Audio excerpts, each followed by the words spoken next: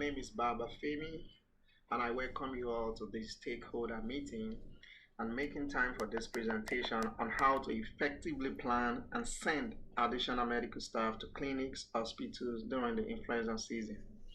Thank you for giving me this opportunity to be part of this great work of saving lives as an analyst contracted by the Medical Staffing Agency to help plan for the upcoming flu season by conducting research and analysis and also providing relevant insight as to what my analysis revealed and some recommendation to help you make an informed decision.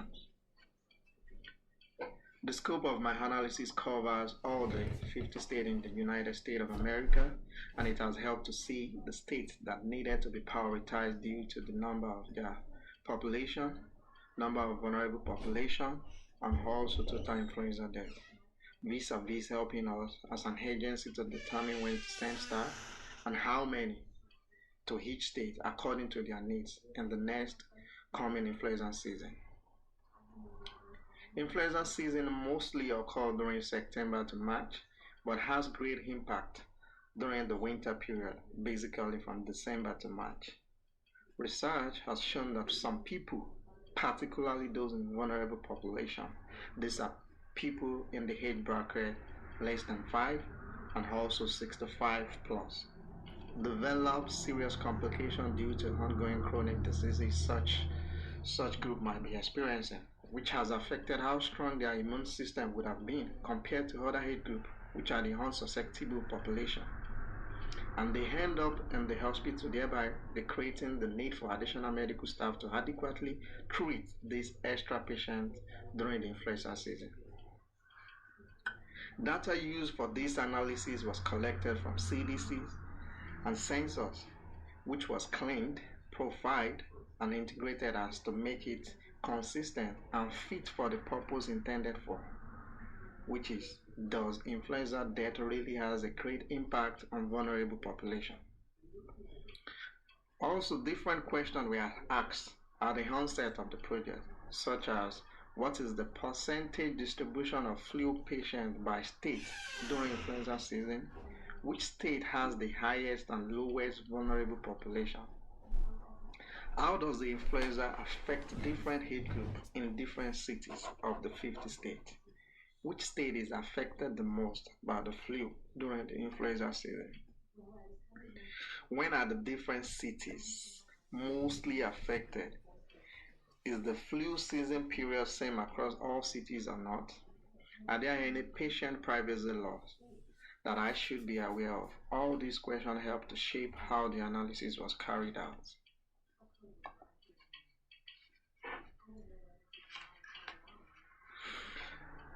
Looking at the next slide, which is the U.S. influenza death by year 2019 to 2017 and the forecast for 2018.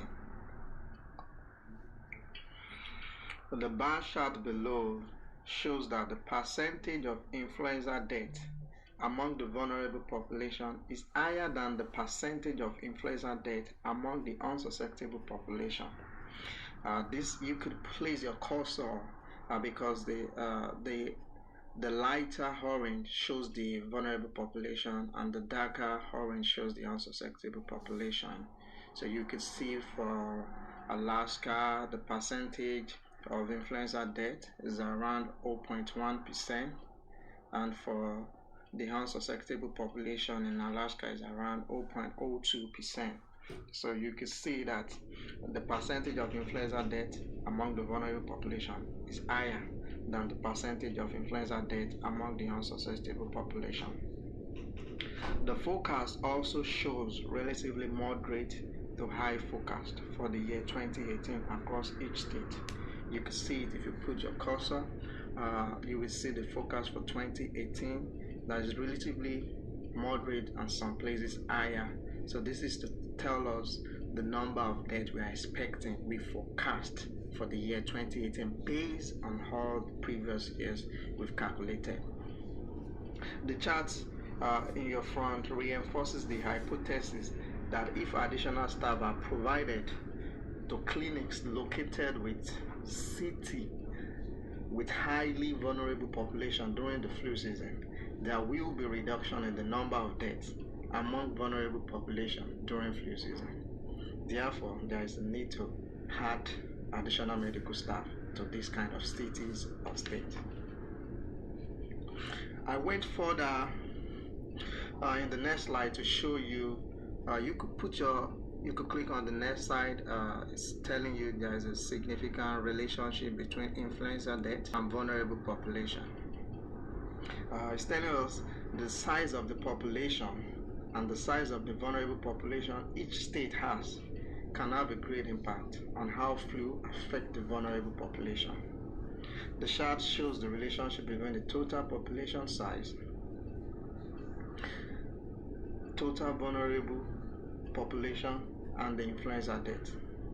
It's clearly seen that the states with the high total population and high vulnerable population has the largest influenza death record, meaning the more the population size of the state grows, the more their vulnerability population grows, and this trend was seen in all the states. Therefore, additional medical staff to states with high number of population and high vulnerable population will help reduce the number of influenza deaths in those states. If you hover your cursor around the blocks and the shaded circle, you will see that it's telling us each state and the total number of deaths they have and the total number of population there is. The bigger the block tells you, the bigger the state in terms of total population and total death. The same thing goes for the shaded block. It's going to show you the bigger the size of the shaded circle is going to tell you the bigger the total population in the state and the total vulnerable population in that state, and also the total influenza death in that state. As we can see, the top 5 states include California, which is in the west, Texas in southwest, Florida in southeast, New York in northeast, and Pennsylvania also in northeast. This is also to show that vulnerable population influenza death is in proportion to the size of the total population, thereby placing additional medical staff to such states with such population will ease the burden on hospitalization and influenza-related hospital visits in such states, and at the end reduce the number of influenza deaths among vulnerable population. I believe the CDC has a guideline as to the staff to patient ratio for each state, and having pointed out the top most affected states, this can help us plan effectively when it comes to which state to prioritize based on the number of influenza deaths among the vulnerable population. We can go to the next slide. It's state, US population versus vulnerable population and influenza death.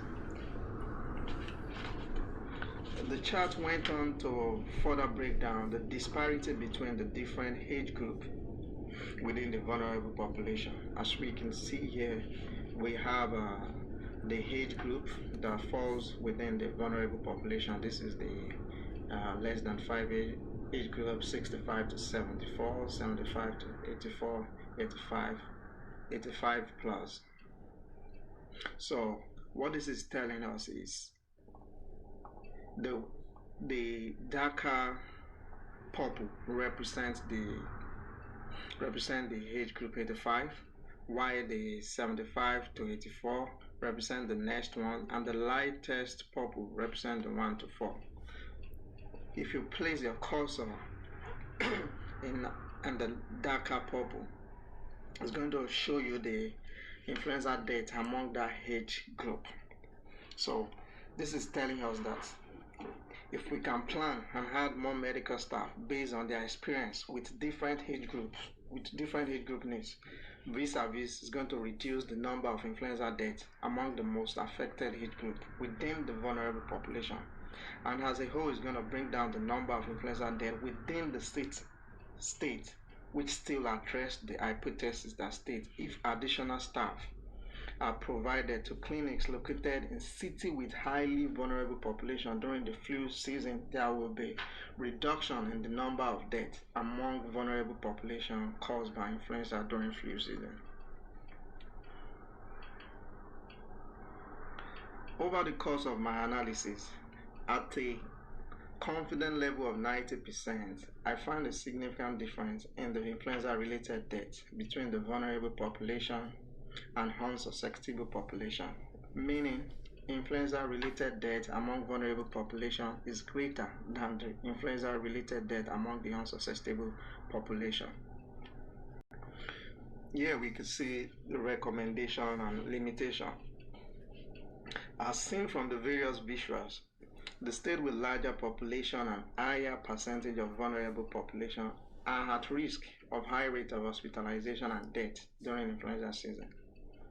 I believe that additional medical staff should be planned and sent accordingly to the size of each state population and percentage death of a vulnerable population. Additional medical staff should be planned according to the expected staff to patient ratio during influenza season as laid down by CDC. The top 5 states with the most influenza death per vulnerable population is California in west, Texas southwest, Florida southeast, New York and Pennsylvania both in northeast. Lastly, I recommend the effective monitoring of the processes and the impact additional medical staff will have on vulnerable population of each state and adjust the processes according to the level of impact we noticed. I hope this has been informative and helpful for your decision making. Thanks again for this opportunity to be part of a wonderful project of saving lives. I will be glad to answer any question you all have. Here we also have a limitation that is seen between New York and Texas. It's not seen in any other state. There's some kind of consideration here that Texas has high population than New York, but when it comes down to the number of vulnerable population deaths and influenza death generally, New York was leading Texas. So this is just a kind of limitation that I noticed between New York and Texas. Thank you for listening once more.